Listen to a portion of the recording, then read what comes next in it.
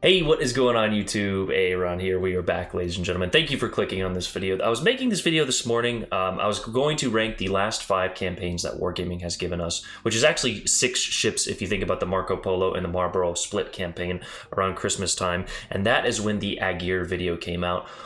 Solidifying the fact that Wargaming has made probably another mediocre choice for a campaign ship. Now, I'm not going to lie, I'm more excited for the Aguirre than I was for the last 2 campaigns. If we're being honest, the last 2 have been very mid. Very mediocre, but what we're going to do in this video is rank all of the tier 8 premium ships with the exception of the Ibuki B. It is basically start to finish campaigns with an honorable mention for the Elbing in there. Now I'm going to go in chronological order what we remember from this, and we're going to rank these ships based on a few criteria. Initially I was going to do 3 criteria of effectiveness, fun factor, and then the community desire, with something like the Iwami having a very low community desire, but that is more opinionated than the other 2. I think I kind of all agree that something like the Palmer is not the most effective, but can be fun in certain regards. So that is going to be this video. We're going to rank all these ships. I'm going to turn off my face cam here. And without further ado, let's get right into it. We're going to start with the most recent campaign, the Iwami. Now, you guys might have a little bit different rankings than me, but let me know what you guys think of these rankings down in the comments below. Do you agree? Do you differ? And like I said, without further ado, let's get to it. The Iwami, a decent battleship. I'm going to give this ship a 5 in terms of effectiveness. It's not ineffective, but it is also not superbly effective. Now, this being said, no ship is going to get a 0. No ship is going to get a 10, with something like the Wichita getting like a 9, in terms of effectiveness. So just keep that in mind. It's like Barstool Pizza reviews. But the Iwami, what the Iwami does is it tanks damage, and it actually has a decent, alpha strike, although it only has 8 guns there. With a 22-second reload. That being said, it also has a decent AA suite and torpedoes, which actually does add to the fun factor. So, in terms of the fun factor, I'm going to give the Iwami a 6. It's not the most fun for me. It definitely wasn't that much fun to play, although I did do fairly well in the ship.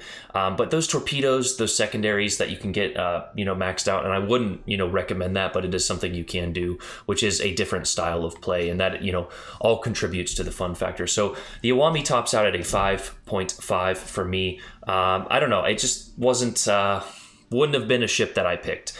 And remember the reload, because the next ship on our list here is the Carnot. The Carnot was the previous campaign, and I gotta say, it was pretty terrible. This ship gets a 3 in terms of effectiveness for me.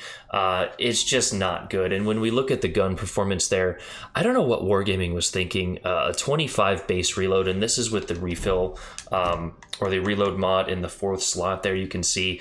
So you combine all of that, and you've got a very mediocre cruiser. Now, in terms of fun, I'll be honest, I'll give this thing a 5. It is actually not that fun to me to play, but some people enjoy ships that are maybe not the most meta or OP ships in order to have a little bit of fun in the game. Now, that being said, sometimes you get those teammates and those teams that just want to throw, and this is definitely not a carry ship in any regard. So the Carnot for me, I think if Wargaming added a reload booster and maybe like 3 seconds off of the reload, the ship might be viable. But for now, it's going to sit with a score of a 4 for me, and that's going to do it for the Carnot.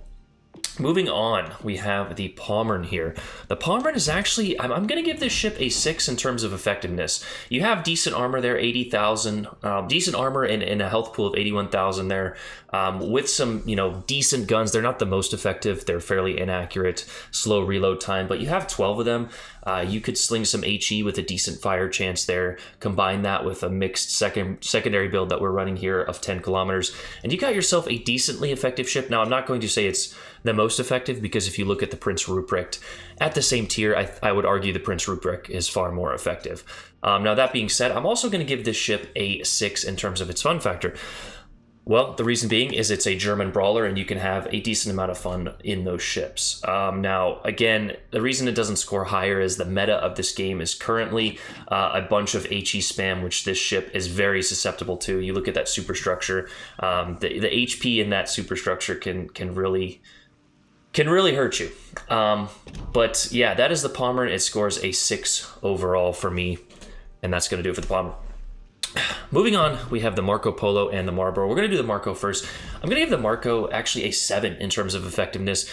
And you may be wondering why, and we actually took off the SAP module, so that's going to play a role in the fun factor. But with this SAP module, you have like a 36-second reload there. You can see it adds 3.4 seconds. And we actually have the reload modification and Mimbelli on our command, or not Mimbelli, D-Revel on our commander. So we have gotten a lot off of that reload already. But without that SAP module, you can get it down to 27 seconds. And 406mm guns combined with decent armor that the Italians have. Now, do not show broadside. If you show the broadside there, you will definitely pay for it. But it has some very chunky armor. Yeah, it's got a little bit of a turtleback, but that's, negligible. Not that much of a turtleback. Now, it is kind of a low citadel, but again, don't show too much broadside, and this ship can be very effective. You combine that with its rolling smoke, like we said, the 406mm guns. It's got a good alpha strike and a 27-second reload, and this ship can actually be fairly effective. Now, that being said, the fun factor, when you take away that SAP, I'm going to go ahead and give it down to a 4. Honestly, mainly because we have so many battleships at the tier already. This is basically just an Iowa, right, with the smoke screen. So the rolling smoke does give it some fun factor. Now, I will trade a few of these perks here. For example, if you add the SAP, I would increase the fun factor, but I would decrease the effectiveness. But overall, the ship is going to rank a 5.5 for me. Just it overall, which is a decent score. It's playable, but it's not something that is, I would take out right away. Now, moving on, we have the Marlboro here, and this score is actually going to surprise a few of you. I'm going to give the Marlboro an 8. In effectiveness. Let's say a 7.5, maybe not a full 8, just because the guns lack a huge amount of accuracy. And you're probably wondering, like, Aaron, you didn't give this ship a great review, and that's honestly because it's not a superb ship, but you look at the stats here, it's got a 22.5-second reload with 16 guns that have a 24% fire chance. Basically, you're a giant HE slinging cruiser with a massive citadel. This citadel looks like it leads the body positivity movement there. This thing is ginormous. Now, that being said, the 7.5 effectiveness is brought down tremendously by, I'm going to give this ship a 3 in the fun factor, because in order to be that effective, you would have to really just sit in one spot and get a good position. And you combine that again with having that massive citadel, and you're basically just a sitting duck. But that 7.5 plus the 3 there gives us a 5.25 overall, which is kind of why I recommend the Marco over the Marlboro at the end of the Christmas update. Moving on, we have the Hayate here, probably one of the most effective ships of the Tier 8 premiums, really. This ship is basically a little Shimakaze with faster firing guns. I'm going to give this ship a 9 in terms of overall effectiveness. The reason being is its large health pool, its fast reloading guns. We are running Kurita here, so keep that in mind, and its deadly torpedoes. Now, it does only have 10 of them, but honestly, you don't need more than that. 24,000 alpha strike there with 12 kilometers of range and a decent speed. This thing is nasty. Just look at my statistics in this. Now, 10 games is, we need more games obviously to round out these statistics, but 2500 average XP with 81,000 damage there.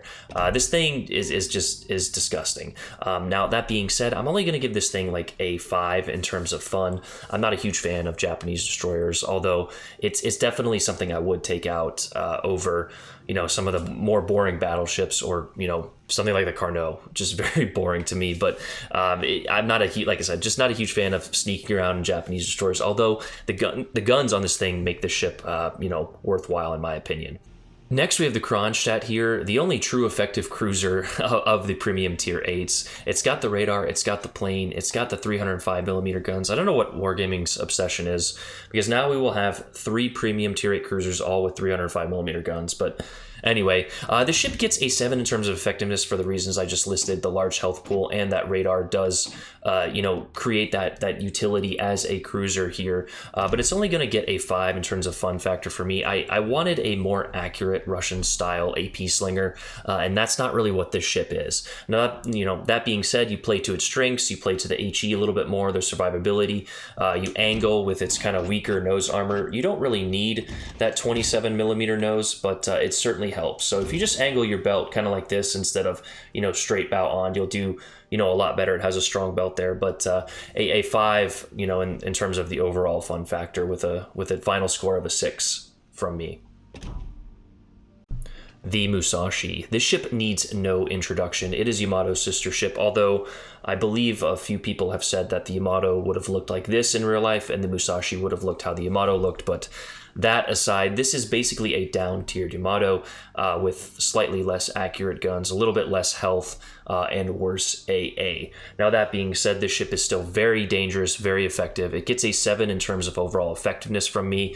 And this was one of the ships that we talked about, Community Desire. This ship would have been up there, around an 8 or a 9, but we decided not to rank that. And now in terms of fun factor, I'm going to give this ship a 6. I'm not a huge fan of battleships, so that's kind of where a few of my lack of points has come from, but this ship is okay, to take out and play. If you get up tiered, you're basically playing a worse Yamato, but even then, a Yamato is a Yamato. Those 460mm guns just absolutely abuse anything that gets in front of them. The overmatch from these things is insane. You couple that with a little, accuracy buff from your plane and a few commanders here, and a 19.7 kilometer range, and you've got yourself a very dangerous / fun ship. Finally, here we have the Republique, the first ship of the Tier 8 campaigns. This ship probably should have been a legendary tier ship. It has the 431mm guns, which are very accurate, very dangerous, 21-second reload. Now it does only have 8 of them in this AB style. There's one on the front, one on the back, so you will have to show your side, but you couple that with a decent health pool. It's not the most health, but a decent health pool and pretty good armor there. Look at that belt, that 32 all around with that spaced armor. You've got a very protected ship, which is what I love about the French. Couple that with decent maneuverability and guns that can just obliterate most ships, and you've got yourself a very fun and effective ship. This ship gets an 8 in terms of effectiveness and an 8 in terms of fun for me.